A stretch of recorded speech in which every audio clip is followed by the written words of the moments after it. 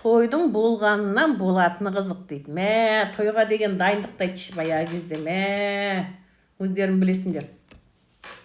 Үйді тазалап, тойдың арқасында бәрін алып, сықитып, гүл жайнап, атанаңды анан чақыр, мынаны чақыр деп ақылдасып, мә, алдын ала тумалар келіп жатып, күргір әңгіме сөйтетін едік қой. Той болғанша деген мә, ойда энергия шашылады.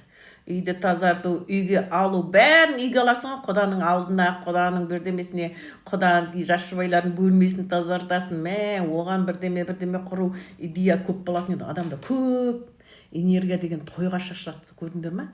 Мәз болып гүл жайнап қарасаң, атанаң да мәз, өзің де мәз, келіншек алайын деп отырған. Күшті болатын еді ғой. Бәрін ұйымдастырып, анаған барып қазақшылық, мынаған барып айтып, олар деген келіп, көмектесіп, ешқандай сату деген жоқ онда. Дәмпалат күні құрат ішіне деген, мә, не апарсың қазіргідей 10 мың әкел, 15 мың стол басына 10 мың, 15 мың деп ешкім ойламайды, басыңа да кірмейді оған. Түйе бересің бе, бие бересің бе, сиыр бересің бе, қой бересің бе, өзің бересің. Даже подарксыз де барамыз. Талай тойлар өткен солай.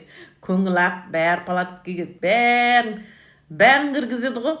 Бұқыта бүкіл ауыл барады тойға. Теріп шақырмайды о кезде. Ата-анамыз теріп шақырсақ ренжіп қалады. Бәрін шақырасың. Андағы құдағай, мұндағы құдағай, андағы туман, алматтағы туман, мырияқтағы туман, бәрін шақырасың ғой. Күшті етеді. Гүл жайнап, бәрі жет. Қазір не? Ресторан готовый, ешкім тойға дайындалмайды. Себебі ресторан тұрғы готовый. Ақшасын төлеп қойғасын, олар сықитып қояды ғой.